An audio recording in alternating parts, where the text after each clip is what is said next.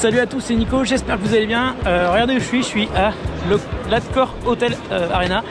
Et il y a énormément de derrière parce qu'aujourd'hui c'est la finale de du championnat du monde de League of Legends. Donc si je suis là, c'est parce que j'aime bien League of Legends. Je suis pas un gros spécialiste, mais j'ai eu l'occasion de pouvoir venir. Donc je suis là parce que je vais vous montrer un petit peu l'ambiance qu'il y a lors de cette finale mondiale qui oppose l'équipe chinoise à une équipe européenne, les G2 eSports.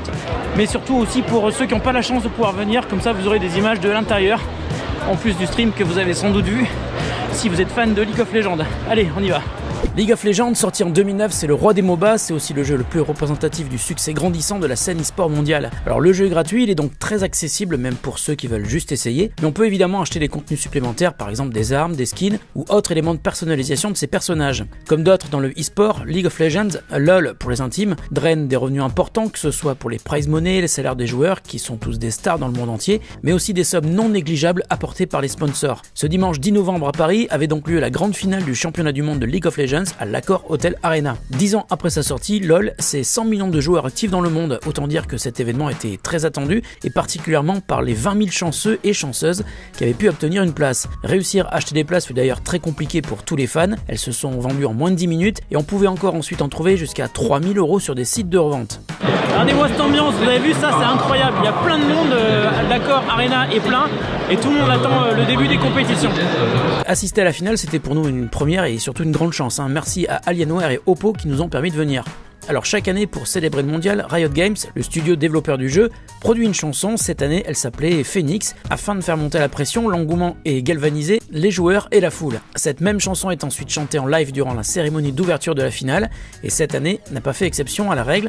Avant Phoenix, nous avons eu droit à Awaken, sorti au début de l'année avec un clip à couper le souffle, mais également à la première de la chanson Giants des True Damage. Après la réalité augmentée l'an dernier, Riot Games s'est essayé aux hologrammes cette année. Je recommande vivement de regarder les replays de cette cérémonie d'ouverture car elle était vraiment d'une qualité exceptionnelle.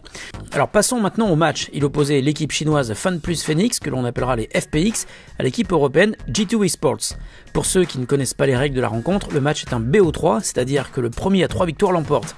L'équipe G2 était européenne et elle était clairement la favorite, mais elle s'est finalement montrée très décevante. La première partie était serrée, les deux équipes ont montré un très haut niveau de jeu et G2 s'est bien battu malgré une défaite. La seconde partie a été beaucoup moins réussie par les G2, des erreurs un peu partout, un style de jeu plus brouillon. Le joueur européen Jankos a notamment été dominé par son adversaire chinois Tian et ils n'ont rien pu faire. On notera cependant une fin de partie explosive où les affrontements étaient nombreux, ce qui est typique de la personnalité des G2, ils gardent le sourire et la partie étant perdue, autant s'amuser un peu pour passer à la troisième partie. Alors encore une fois, les FPX ont simplement dominé la partie, sans forcément tuer à répétition les adversaires. Ils ont bien mieux géré les objectifs comme prendre des tourelles ou des dragons.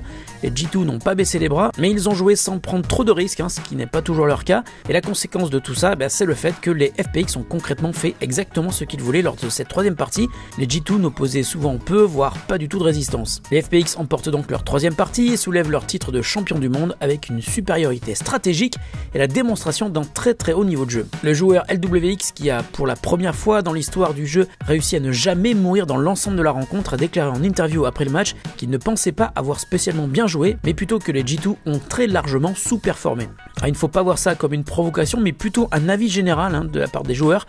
Les G2 ont globalement mal joué. Alors c'était donc une grande déception pour les fans européens, puisque c'était la seconde fois consécutive qu'une équipe de notre région arrivait en finale du mondial, mais qu'ils sont abattus par un 3-0 assez autoritaire. Ouais, je sais, j'ai l'air de bien connaître, mais en fait c'est surtout Mathieu que je remercie beaucoup qui m'a aidé à résumer cette finale. Et pour tous ceux qui n'avaient pas eu la chance de pouvoir assister à la finale à l'Accor Arena, mais aussi pour faire découvrir le e-sport à un plus large public, la mairie de Paris, en partenariat avec Riot Games, avait installé un village e-sport sur le parvis de l'hôtel de ville. On pouvait assister à la finale sur grand écran, mais aussi découvrir des PC Alienware, que ce soit desktop vraiment magnifiques, ou des portables, pas mal non plus. On pouvait aussi jouer et même affronter des joueurs pros sur League of Legends évidemment. On pouvait aussi voir les sièges Secret Labs, les mêmes qui étaient utilisés par les joueurs de la finale. Oppo, le fabricant chinois de smartphones, qui était d'ailleurs aussi sponsor officiel de l'événement, montrait lui son Reno 2, son tout dernier modèle, que j'ai d'ailleurs testé sur notre chaîne. Je vous mets un lien dans la description de la vidéo pour aller découvrir le test du smartphone. Voilà, j'espère que cette petite vidéo vous a plu. Merci Michel pour m'avoir aidé. On se retrouve très bientôt pour une autre vidéo qui n'aura sans doute rien à voir avec celle-ci. Salut à tous.